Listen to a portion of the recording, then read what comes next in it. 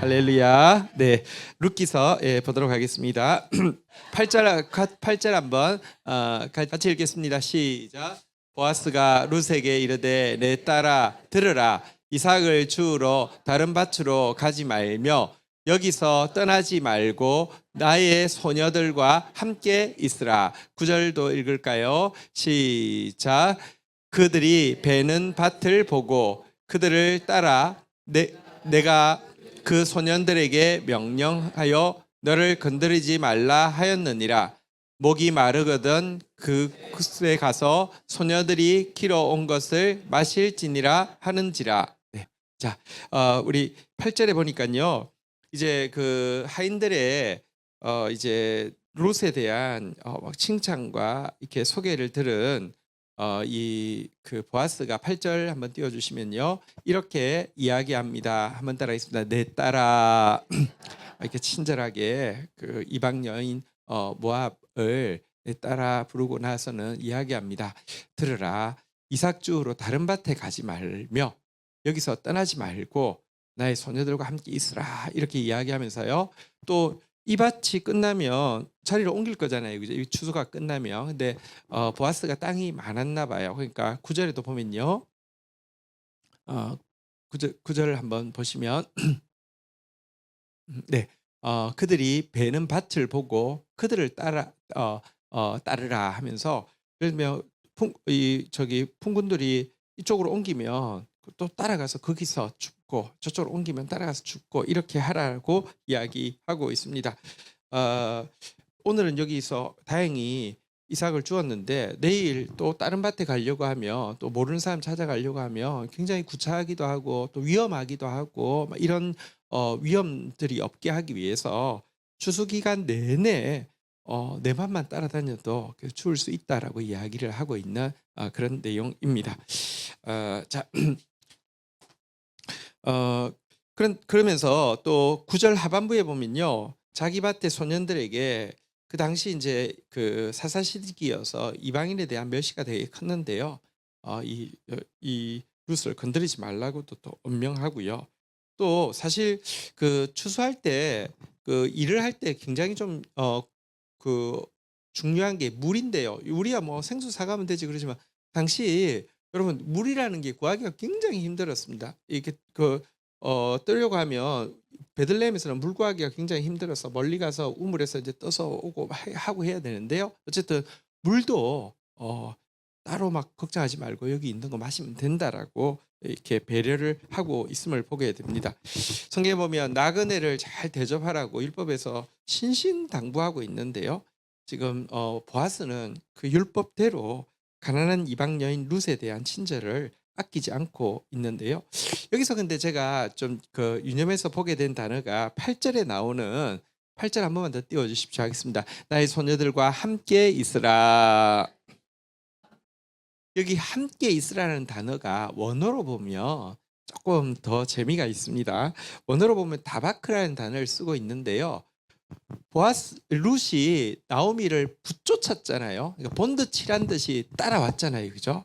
그랬더니 보아스가요 똑같은 단어를 쓰고 있습니다.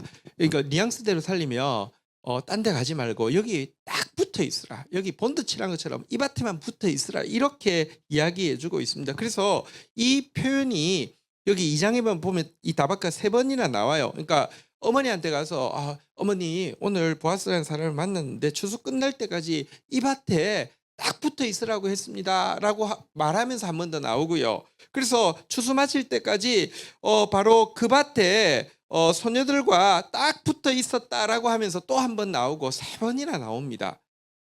보십시오. 룻이 하나님의 말씀을 다바크 붙잡기로 딱 결심하자 하나님이 보아스의 입을 통하여서 똑같은 말을 하게 하셔서 2장에 3번이나 그녀를 안전한 곳에 딱 붙어 있게, 본드 칠한 듯이 붙어 있게 해주시는 거 보십시오.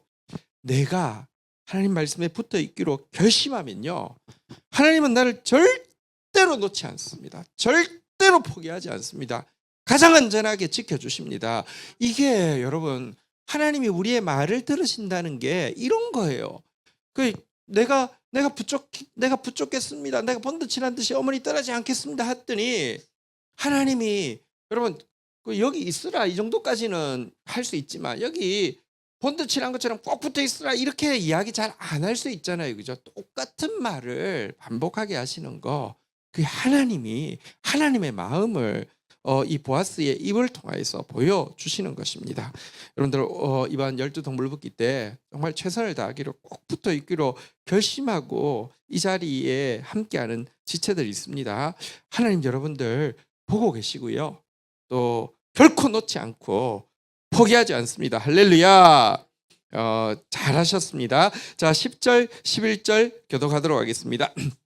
룻이 엎드려 얼굴을 땅에 대고 절하며 그에게 이르되 나는 이방 여인이거늘 당신이 어찌하여 내게 은혜를 베푸시며 나를 돌보시나이까 하니 11절 같이 한번 읽도록 하겠습니다. 시작. 보아스가 그에게 대답하여 이르되 내 남편이 죽은 후로 내가 시어머니에게 행한 모든 것과 내 부모와 고국을 떠나 전에 알지 못하던 백성에게로 온 일이 내게 분명히 알려졌느니라. 자, 10절에 보니까요. 이와 같은 보아스의 이 배려와 친절 앞에서 엎드려 얼굴을 땅에 대고 이럽니다. 나는 이방 여인이거늘 당신이 어찌하여 내게 은혜를 베푸십니까? 어찌하여 나를 돌보십니까? 이렇게 이야기 고백하고 있는데요. 이것은 여러분 이런 뉘앙스는 아니죠. 당신 나 희롱하는 거예요. 나 이방인인 줄 알고 지금 너 나한테 이렇게 업신여기고 이러는 거예요. 이런 뉘앙스가 전혀 아니잖아요, 그죠? 성경에 보면 사마리아 여인에게 예수님이 이렇게 그 물 들어왔을 때 내게 물을 좀 달라 했더니 당신은 보아하니 유대인 같은데 왜 나보고 물 달라고 하십니까? 내가 이렇게 이렇게 그냥 쉬워 보입니까? 이런 식으로 이렇게 대하고 있습니다. 왜냐하면 자기 지금 죄를 이게 감추기 위해서 아무도 나오지 않은 12시에 혼자 나온 그 여인은요. 무슨 말을 들어도 다 이렇게 뭐랄까 열등감 가운데 공격적으로 반응할 수밖에 없어요. 근데 룻의 태도는 전혀 그게 아닙니다. 내가 무엇길래 은혜를 베푸십니까? 내가 무엇길래 돌보십니까? 나는 이방인 하나에 지나지 않습니다. 라고 하면서 자신의 자격 없음에 대해서 인식하면서도 이렇게 베푸는 은혜에 대해서 감사하는 겸손함이 보이고 있습니다. 그러자 보아스는 자신이 왜 이렇게 선대할 수밖에 없는지에 대해서 11절에 이제 설명을 하고 있죠. 너가 남편이 죽은 후로 너의 시어머니에게 행한 모든 일 우리가 다 들었다 이렇게 이야기합니다. 또 한 가지는 너 부모와 너 고국을 떠나서 알지 못하는 백성에게로 너가 어머니 하나님이 내 하나님이라고 내가 죽기 전에 너만 떠나지 않으면 하나님 여호와께 저주를 받아야 된다고 하고 붙쫓아왔던 이 일에 대해서 이렇게 내가 분명히 들었다. 내가 분명히 들었다. 이렇게 이야기를 하고 있습니다. 여러분, 내가 이렇게 호의를 베푸는 거 호의를 베풀 수밖에 없는 이유가 있습니다라고 보아스 입장에서는 이야기를 하는 것이죠. 기억하십시오. 사단은요. 우리가 뭔가 심은 것이 없어도 거둘 수 있다고 이야기합니다. 불로소득을 이야기하고요. 뿌려진 씨앗 없이도 엄청난 일확천금을 이야기합니다. 근데 하나님은 절대 그렇게 하지 않습니다. 하나님은 축복하시는데 반드시 축복할 근거가 있는지를 살피십니다. 물론 내가 심은 것에 비해서 하나님 주시는 것은 너무나 큰 것이기 때문에 100% 은혜라고 우리는 고백할 수밖에 없습니다. 그런데 하나님은요. 오늘 보아스의 대답처럼 너가 시어머니에게 한 거 너가 이 땅에 온 거 내가 들었다라고 이야기하시고 축복하시는 게 하나님의 방법입니다. 그래서 하나님은요. 지금도 보고 계시고 듣고 계십니다. 내가 이 사람에게 축복할 필미가 무엇인지 내가 하나님 일하시려고 하면 근거가 있어야 되는데 그 근거가 충분하다는 건 아니에요. 근데 근거 없이는 일하지 않아요. 여러분 우리가 한 일이 하나님이 우리에게 은혜를 베푸실 수 있는 필요 충분 조건이 될 수 없어요. 그러나 여러분 필요 충분 조건이 될 수는 없지만 그것 없이는 하나님이 일하실 수 없기 때문에 필요 조건이라는 거예요. 그러므로 하나님의 눈에, 하나님의 귀에 발견될 수 있는 선한 일을 심는 것이야말로 가장 지혜로운 투자입니다. 룻이 했던 일 하나님이 딱 보셨고요. 보아스 귀에 들리게 하셨고요. 보아스의 입을 통해서 한번 따라하겠습니다. 내게 분명히 알려졌느니라. 우리 옆에 분들 우리 축복하겠습니다. 하나님이 보고 계십니다. 네. 하나님이 알고 계십니다. 할렐루야. 네, 12절 같이 읽도록 하겠습니다. 읽겠습니다. 시작. 여호와께서 내가 행한 일에 보답하시기를 원하며 이스라엘의 하나님 여호와께서 그의 날개 아래 보호를 받으러 온 내게 온전한 상 주시기를 원하노라 하는지라. 자, 그러면서 축복합니다. 하나님께서 여호와께서 너가 행한 일에 보답해 주시기를 원한다. 또 여호와께서 그의 날개 아래 보호받으러 온 너에게 온전한 상 주시기를 원한다. 이렇게 축복을 하고 있는데요. 자, 여기서 보아스 지금 이제 그 친절을 베풀고 있으면서도 여기 보니까 두 번이나 한번 따라하겠습니다. 여호와께서, 이스라엘의 하나님 여호와께서. 먼저는 철저히 여호와를 앞세우며 여호와의 이름으로 축복하는 사람임을 또 보게 됩니다. 한번 보십시오. 근데 분명히 알려졌어. 나 부자야. 이 땅에서 우리 땅, 내 땅 안 밟고는 통과를 못해. 그러니까 추수 끝날 때까지 나만 믿고 내 시키는 대로 하면 돼. 이렇게도 이야기할 수 있을 것입니다. 근데 여러분, 여호와께서 보답해 주시기를 원한다.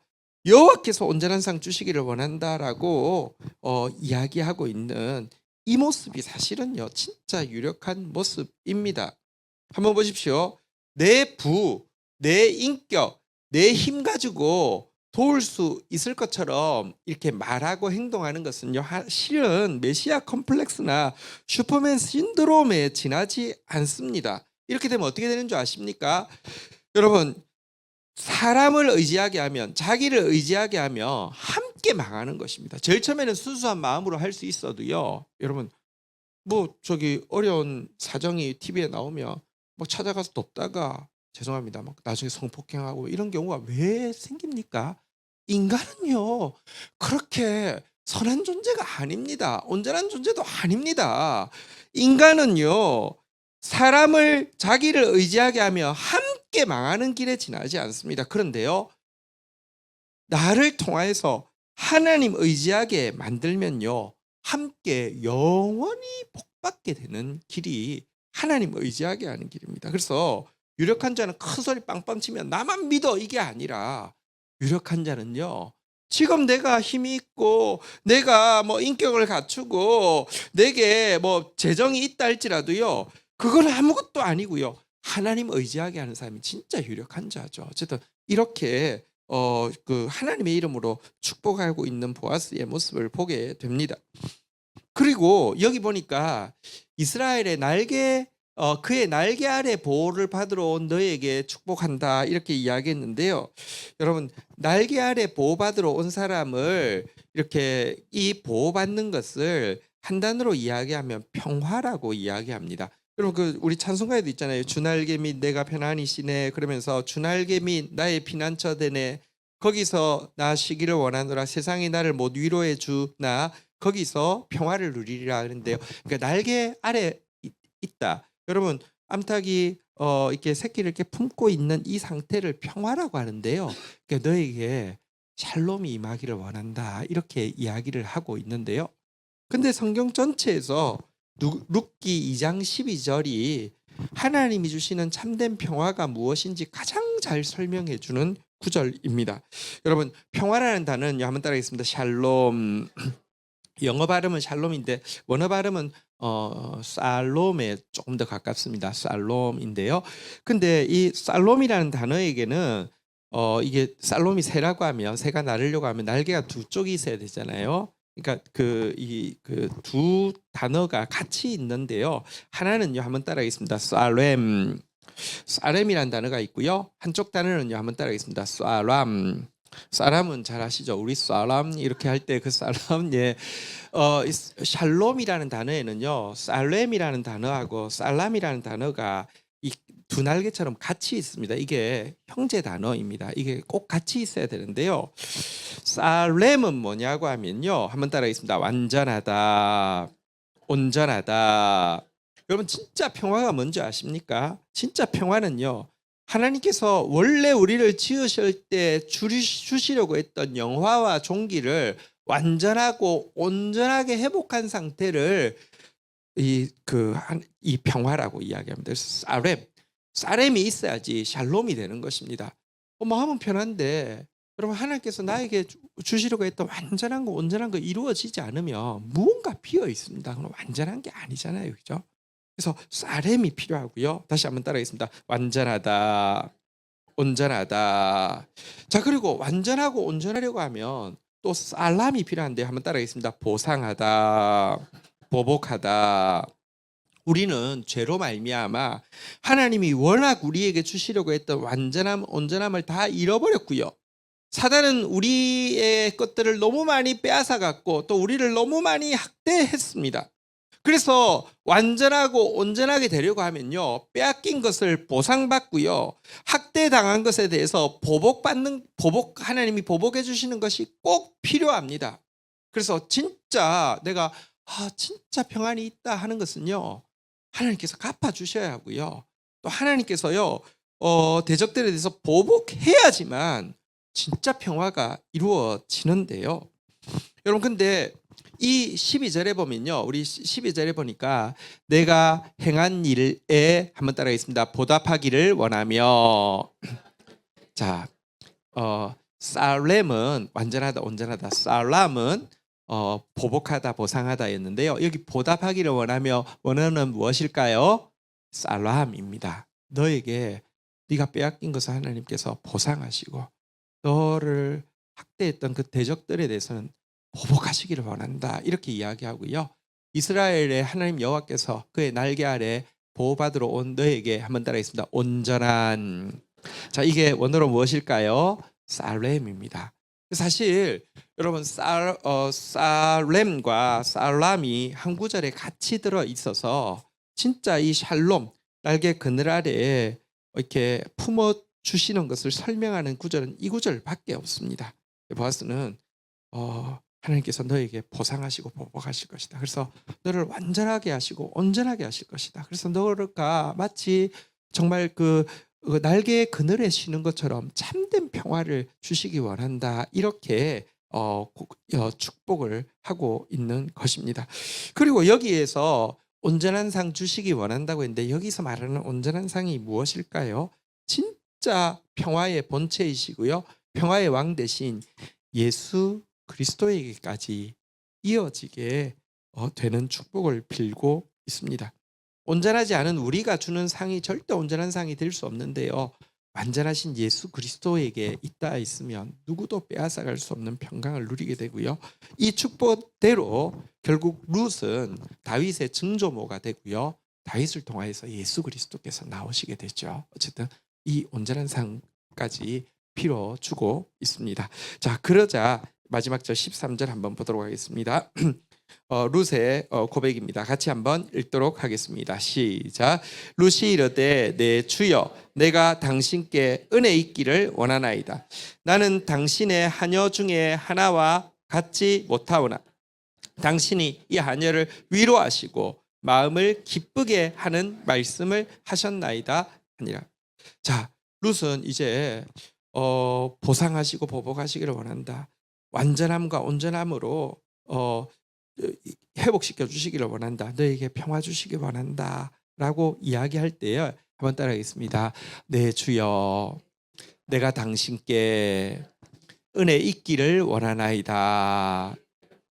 이렇게 하면서 그가 빌어주는 축복을 내가 자기 없음에도 불구하고 내가 받기를 원합니다 하면서 수용을 하고 있습니다. 여러분 보십시오.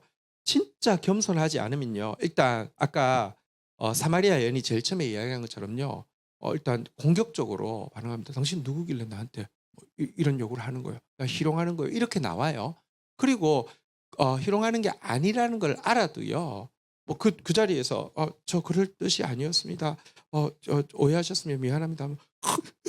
하고 이렇게 집에 갈 수도 있어요. 이게 공격적으로 나오거나 수용을 못하거나 이렇게 되게 돼 있어요. 인간이 그래요.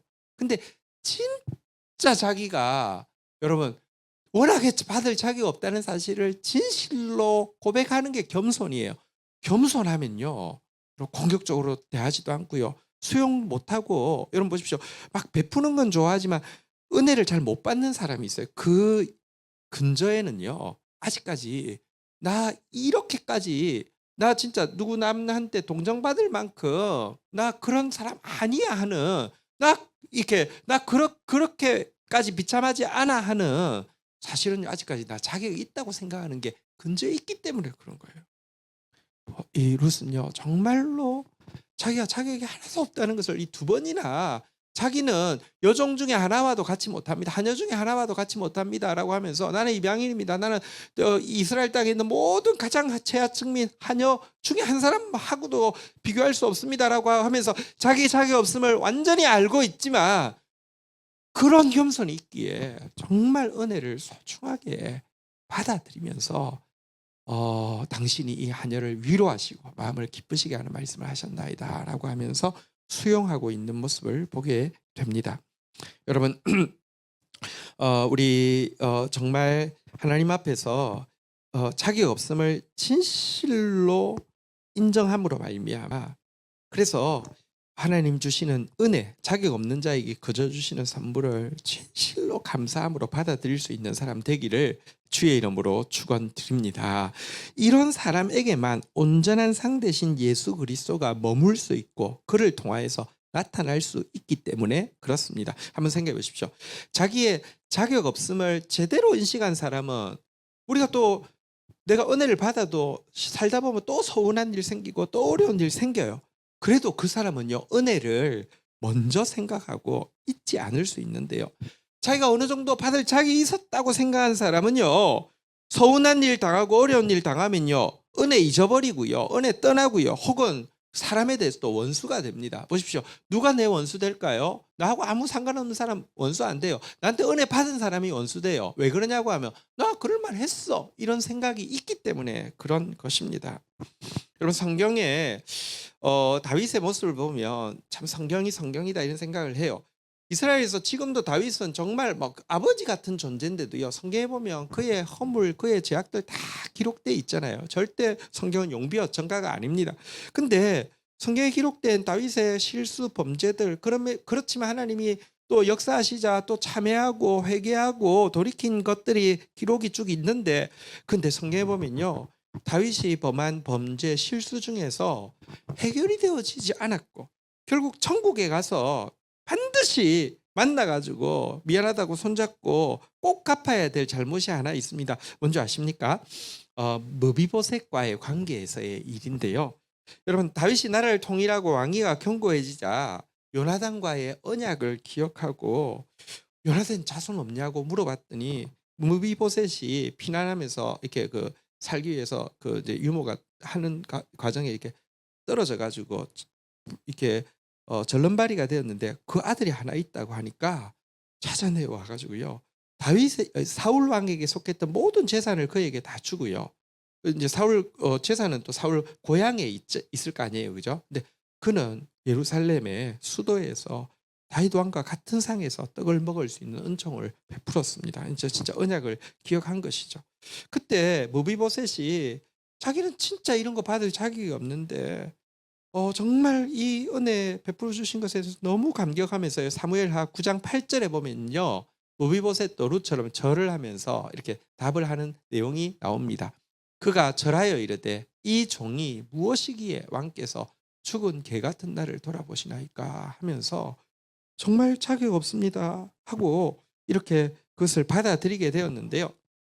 그렇게 이제 쭉 잘 지냈는데 다윗이 노년에 압살롬이 반역이 일어나서 나라를 잃어버리고 강 건너편으로 도주하는 일이 생겼는데요. 무비보셋의 고향에서 사울 왕의 모든 재산을 맡아서 관리하는 청지기가 하나 있었어요. 근데 이름이 좀 그렇습니다. 한번 따라하겠습니다. 시바. 시바라는 청직이었는데요. 이놈이 야 기회가 왔다 생각해가지고는요.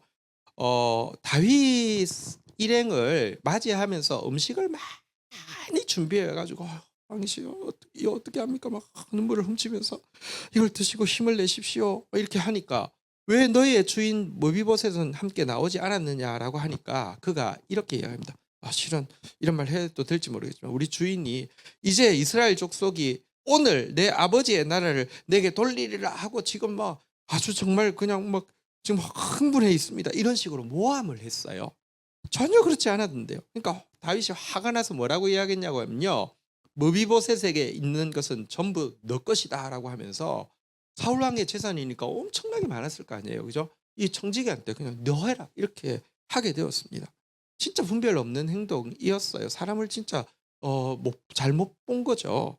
자, 그런데 여러분 왕이 이렇게 쫓겨난 날부터 반란이 진압되어서 다윗 평안히 예루살렘으로 다시 올 때까지 무비보셋은요 이미 모함으로 인해서 전 재산 잃어버렸어요. 이 시바가 여러분 그래도 예정을 생각해서 주인한테 고분고분했을까요? 여러분 이 불구에 이게 재산까지 이제 다윗 왕의 입이 법이잖아요. 다 뺏어놓으니 얼마나 괄시하고 얼마나 막 그랬을까요? 근데 재산 전혀 다 잃어버렸고 그 잃어버린 게 다윗 왕 때문이지만 다윗 왕이 돌아올 때까지요 무비보셋이 수염도 깎지 않고 그리고 옷도 씻지 않고 이렇게 그 발도 이렇게 이제 뭐 그 당시 어떤 문화였던 것 같은데요. 어쨌든 발도 맵시를 내지 않고 왕이 돌아올 때까지 같이 고문 당하듯이 있다가 왕이 예루살렘으로 돌아오자 너무 기뻐서 맞이하러 갔습니다.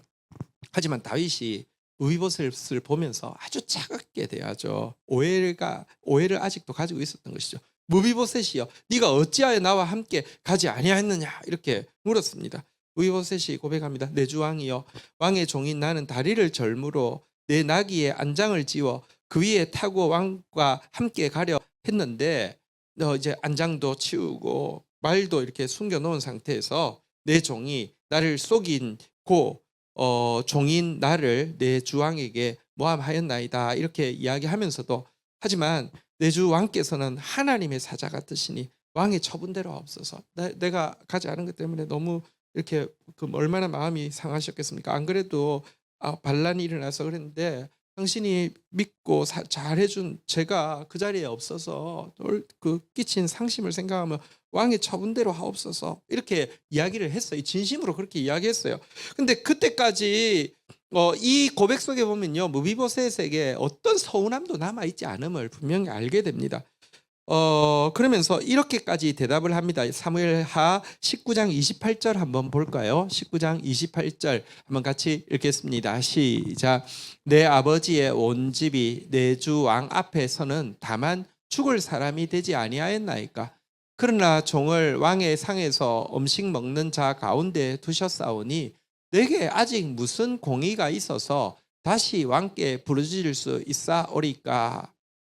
그러니까 저는 지금 뭐 왕 앞에서 다른 말 할 거 하나도 없습니다. 그때 이미 죽어도 당연했는데 제가 그동안 왕의 상에서 함께 먹었는데 내가 뭐 내세울 자격이 있어서 지금 뭐 예를 들면 억울하다고 이야기하면서 뭐 돌려달라고 이야기하는데 그러려고 온 게 아닙니다. 왕이 오셔서 너무 고맙고 행복해서 왔을 뿐입니다. 이렇게 이야기했습니다. 그런데요. 다윗 왕이 이 사람이 그러니까 인간은 절대로 하나님을 대체할 수 없어요.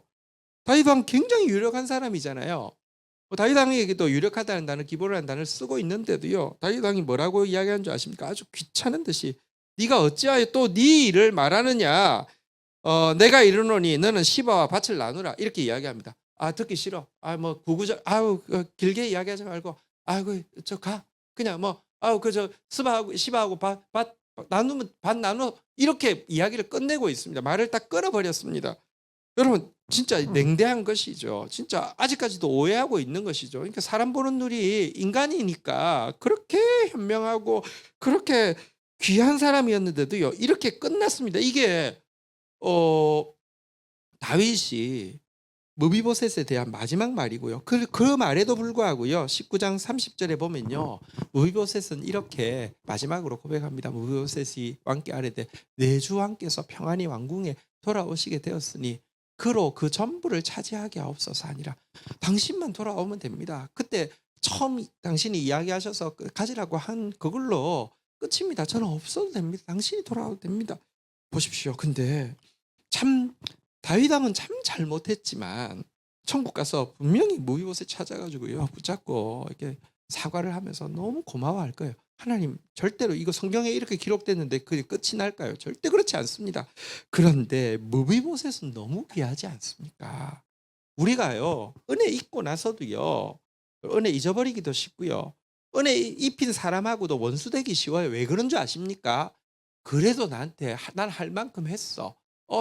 나한테 잘해준 건 좋지만 나도 할 만큼 했어. 이런 게 있는데요. 절대 무비보셋에 그것이 없습니다. 그건 왜냐고 하면 진짜 자기가 자격이 없다고 생각했기 때문입니다.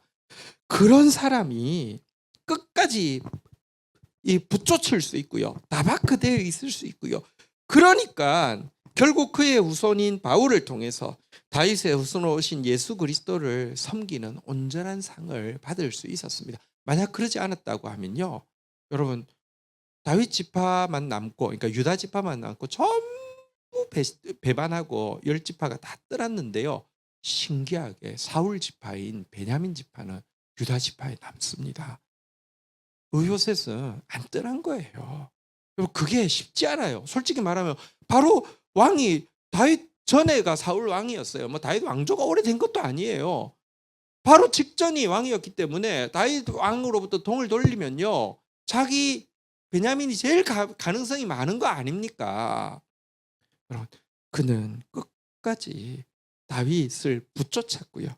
그렇기 때문에 온전한 상 예수 그리스도에게 붙어 있을 수 있었던 것입니다. 우리도 이와 같은 사람 되기를 주의 이름으로 축원드립니다. 자리에서 일어서시겠습니다. 우리 함께 찬양하며 나가겠습니다.